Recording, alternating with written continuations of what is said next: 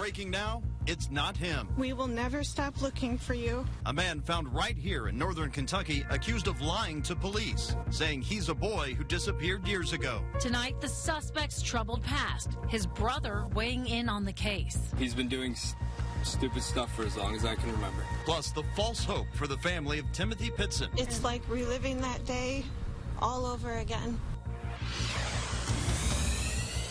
Good evening, everyone. A stunning change of events from 24 hours ago. The FBI is now saying the DNA results of the person found in Newport does not match the DNA of Timothy Pitson. Police say this man is Brian Reaney. He's from Medina, Ohio. Police say he was found wandering the streets of Newport and said he was Timothy Pitson. Well, Pitson is from northern Illinois. He went missing nearly 8 years ago when he was 6 years old. Now, police say his mother picked him up early from school, saying it was a family emergency. She was later found dead, though, in a motel room from an apparent suicide. Timothy hasn't been seen since. And tonight, we do have extensive coverage on this breaking story. We want to start with 9 on Your Side's Kristen Swilley. She is live from Newport with what we're learning about the accused imposter. Kristen. Yeah, good evening, guys. We are working to learn if and when Brian Reaney will appear in court and what sort of legal consequences he could face. In the meantime, we are speaking with his younger brother, who tells us his brother belongs somewhere like here, the Campbell County Detention Center. He's been doing stupid stuff for as long as I can remember. Jonathan Reaney says his brother Brian has been trouble since childhood. He was in juvie a lot when we were kids, and then he started going to actual jail, and then he recently just got out of prison. He hasn't spoken to his older sibling in 4 years. They became estranged after another case of impersonation. He used my name in a traffic stop in Norton and then skipped court, and I received a traffic warrant for it. Once he started using my name for things he was doing, I have no compassion for him whatsoever. He tells us his brother was getting treatment for a number of mental issues. He has Asperger's, bipolar disorder, ADHD. The list goes on. But he stopped treatment and things got worse. I hope he gets help. I also hope he goes to prison for this. He doesn't know what the 23-year-old was doing here in the tri-state or why he would use Timothy Pitson's name. I honestly do not know. I didn't know about the case of the boy until today. He says the reason why this happened doesn't matter. What does is the pain his brother has caused. I tell the family that I'm sorry for what he's done, but for him, I wouldn't even speak to him. Again, we are working to learn whether or not Brian Reaney will face any sort of legal consequence and what exactly that will be. As soon as we find that out, we'll bring that to you on air and on our website, WCPO.com. Reporting live, Kristen Swilley, 9 on Your Side. All right, Kristen, thank you. And we do want to show you a side-by-side picture here of Reaney's mugshot and a picture taken of him on the street in Newport by a neighbor there right before police arrived. Police say that's where they found Reaney yesterday before they took him to Cincinnati Children's. He told police he just escaped 2 kidnappers and ran across the bridge into Kentucky to escape. Our team coverage continues now with Reaney's troubled past. You just heard his brother allude to it. As I-Team Chief Investigative Reporter Craig Cheatham found out, Reaney has been in trouble with the law many times before. Brian Reaney's criminal record includes convictions for burglary, theft, unauthorized use of a vehicle, passing bad checks, and disorderly conduct. He was released from an Ohio prison on March 7th after serving 15 months for burglary and vandalism convictions.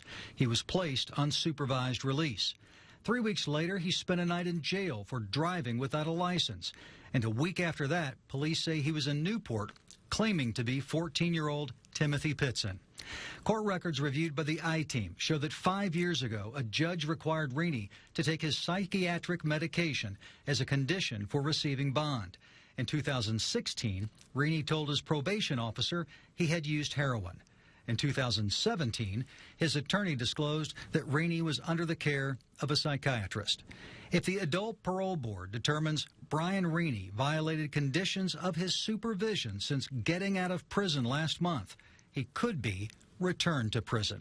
Craig Cheatham, 9 on Your Side. Well, tonight it is still not clear why Reaney allegedly told police he was Timothy Pitson. A motive remains under investigation. Of course, the other big part of this breaking story today, the family of Timothy Pitson is still left with no closure here. For a brief moment, they hope Timothy's disappearance reached a happy resolution. But as we know, that's not the case tonight. It's devastating. Yeah. It's like reliving that day all over again. And Timothy's father is devastated once again. A brief glimmer of hope. The aunt of Timothy Pitson says she thought he was coming home. His grandmother, heartbroken. Kind of back to ground zero for us. You know, kind of reliving everything that did happen and renewing the loss one more time. You know, hard. Just 24 hours prior, Timothy's grandmother, Alana Anderson, said she was cautiously hopeful.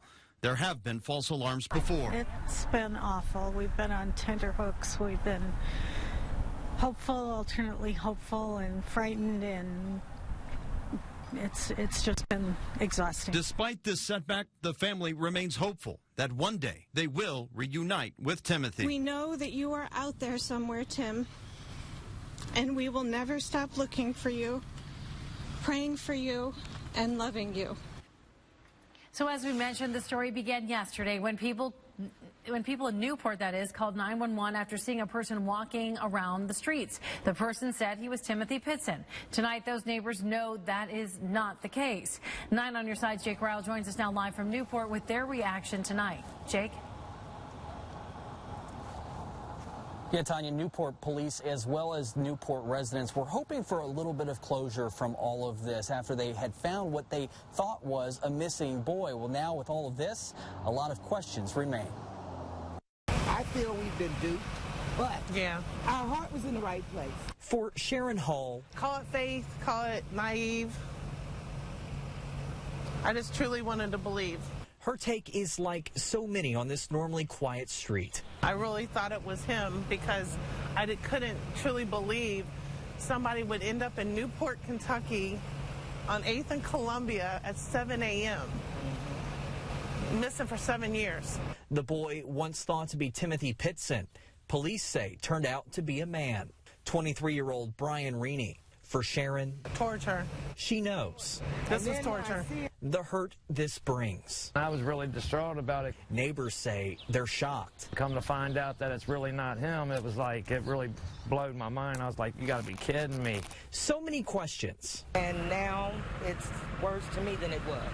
Even though the family was really, they held it together and everything, they've been through this before. And I don't see how anyone could have a heart to torture a family like that. A neighborhood coming to grips with knowing they did the right thing, even through the heartache. I really thought it was him. Yeah. And I prayed that it was going to be him. I didn't say that out loud, but I truly in my heart thought it was him.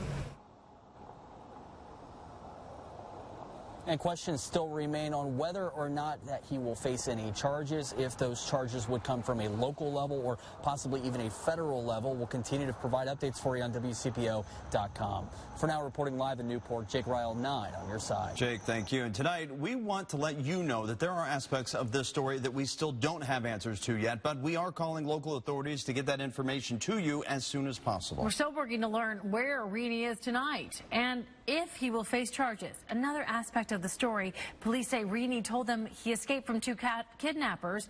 It's still not clear if police are still looking for anyone tonight or if that story was made up. Well, 9 on your side, we'll bring you updates on this story as soon as we get them online, on air, and you can expect breaking news alerts, of course, to your smartphone. Sign up for those. And in just a few minutes, we're going to have a report coming to you from Aurora, Illinois, the hometown of Timothy Pitson.